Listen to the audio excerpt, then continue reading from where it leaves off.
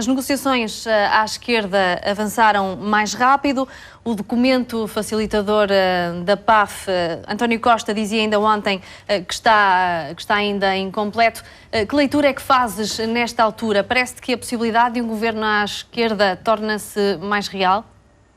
Tudo está em aberto, todas as possibilidades são neste momento execuíveis. António Costa tem feito tudo para isso e, olhando para o rosto com que ele sai das reuniões com o Bloco de Esquerda, o Partido Comunista, e o rosto que ele enverga quando sai, por exemplo, de conversas com Paulo Portas e Pedro Passos Coelho, mostram que o secretário-geral do Partido Socialista parece mais confortável com a hipótese de um governo suportado à esquerda. Desde logo também porque isso vai ao encontro de duas preocupações que certamente estarão na cabeça de António Costa.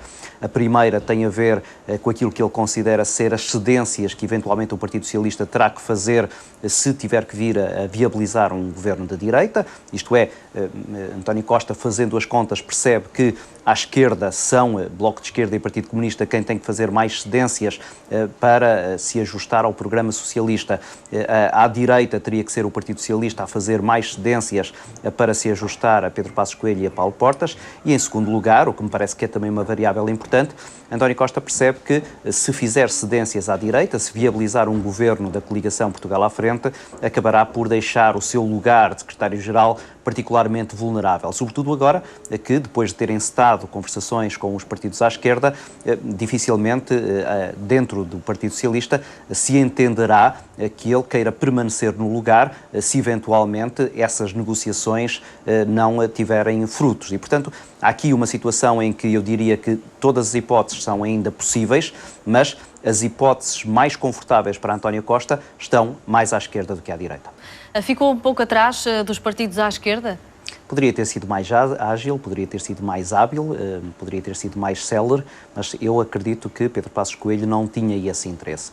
Se recordarmos as palavras, o diagnóstico que Pedro Passos Coelho fez antes das eleições, dizendo que qualquer governo de maioria relativa teria os dias contados, de que o cenário mais previsível seria o de eleições antecipadas, percebemos melhor porque é que Pedro Passos Coelho não fez aquilo que seria expectável da parte de alguém a quem o Presidente da República tinha dito que precisava de obter um governo com uma maioria estável e de apoio parlamentar suficiente.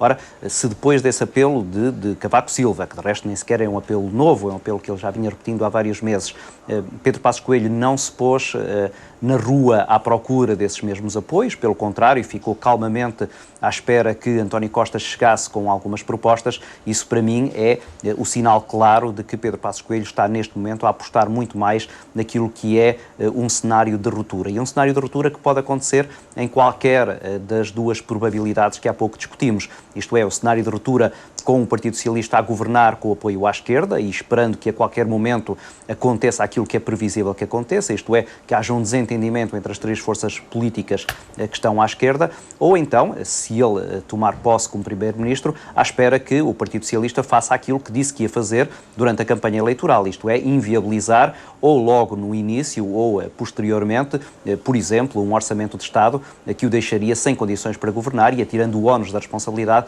para cima de António Costa. E, portanto, para mim, a única explicação desta tranquilidade aparente de Pedro Passos Coelho assenta exatamente nessa noção, nessa convicção que ele tem de que nada mais resta neste momento do que esperar por umas outras eleições que clarifiquem, do ponto de vista daquilo que é o apelo que o Presidente da República fez, de haver um governo que tenha uma maioria estável no Parlamento. Ontem, Catarina Martins disse que o governo de Passos e Portas acabou.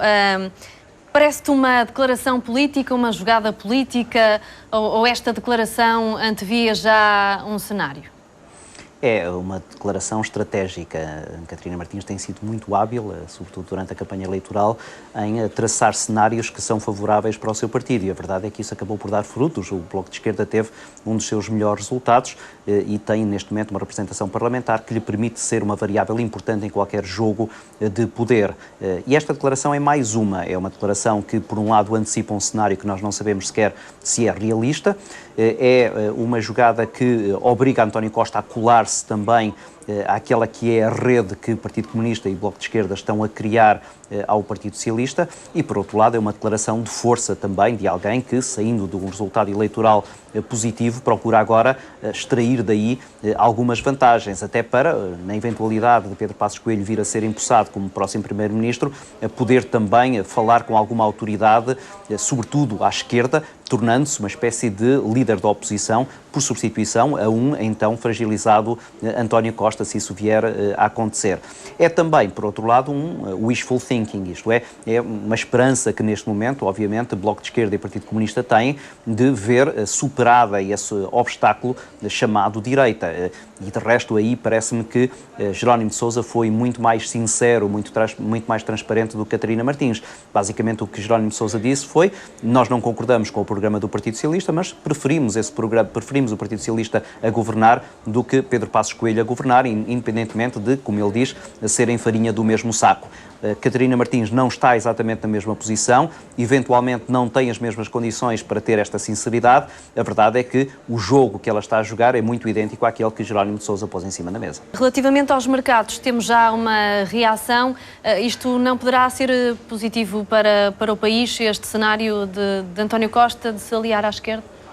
Eu não tenho a certeza que esta reação, um pouco apenas momentânea, seja exatamente já o resultado de algum receio que os mercados tenham em relação a um futuro governo de esquerda. Até porque há sempre a garantia de que o Partido Socialista é um partido europeísta, é um partido que respeitará o Tratado Orçamental e, portanto, não me parece que possa haver da parte dos mercados já alguma noção muito concreta do que é que irá acontecer e ter um receio declarado sobre isso. Porque estes aspectos, como foi agora aqui dito, são aspectos que estão de alguma maneira salvaguardados. Dificilmente António Costa abdicará daquilo que é o respeito pelo Tratado Orçamental ou a possibilidade de Portugal sair da zona euro ou sair da União Europeia. De resto, ele sabe bem que, apesar de Cavaco Silva ter alguns poderes limitados por estar no final de mandato, há um que ele mantém absolutamente intacto, que é o poder de empossar um Primeiro-Ministro. E Cavaco Silva aí foi muito claro: não empossará um Primeiro-Ministro que não respeite esses tratados internacionais. E, portanto, se António Costa eventualmente der o flanco relativamente a essas matérias, tenho a certeza absoluta de que Cavaco Silva se virará para Pedro Passos Coelho e lhe pedirá para montar um governo, mesmo que apenas com o apoio de PSD e de CDS. Questão diferente é a questão de saber depois quais são as cedências que o Partido Socialista estará eventualmente disposto a fazer para conseguir manter o tal apoio, que será sempre muito instável, dos partidos de esquerda. E aí sim veremos de que forma é que, por um lado, os mercados reagirão a essas medidas um pouco mais despesistas até eventualmente, ou um pouco mais fora daquilo que estava neste momento determinado pelos credores e, sobretudo, a maneira como Bruxelas reagirá. Vimos ainda muito recentemente Bruxelas a dar uma mensagem muito clara ao governo espanhol relativamente ao orçamento que tinha sido apresentado e dizendo que tinha que haver correções muito rápidas a fazer. Ora, se um governo conservador como o governo espanhol está a ter este recado, que recado é que não teria um governo suportado por partidos mais à esquerda que claramente não estão em sintonia com aquilo que Bruxelas pretende? Que peso poderá ter Maria de Belém nesta corrida, precisamente, a Belém? Desde já temos a certeza de que Maria de Belém não será a candidata do Partido Socialista. Se dúvidas tivéssemos, o facto de António Costa ter marcado a reunião com Pedro Passos Coelho e Paulo Portas para as 18 horas, exatamente a hora que Maria de Belém previamente tinha dito que seria o momento da apresentação da sua candidatura, essas dúvidas ficariam dissipadas. António Costa não gosta de Maria de Belém, não quer Maria de Belém como candidata socialista, percebe também que ela está muito próxima daquele que é o grupo crítico da sua atual liderança no Partido Socialista. Agora, a verdade é que isso pode contar a favor de Maria de Belém. Se eventualmente a situação se complicar para António Costa, se eventualmente esta estratégia de risco que ele está a jogar acabar por cair em saco roto e Pedro Passos Coelho for empossado como Primeiro-Ministro com um Partido Socialista fragilizado a suportar esse mesmo governo, com a possibilidade de, depois das eleições presidenciais, haver um candidato como Francisco Assis a disputar a liderança do Partido Socialista, então eu diria que Maria de Belém poderá ir para esta campanha com esse halo de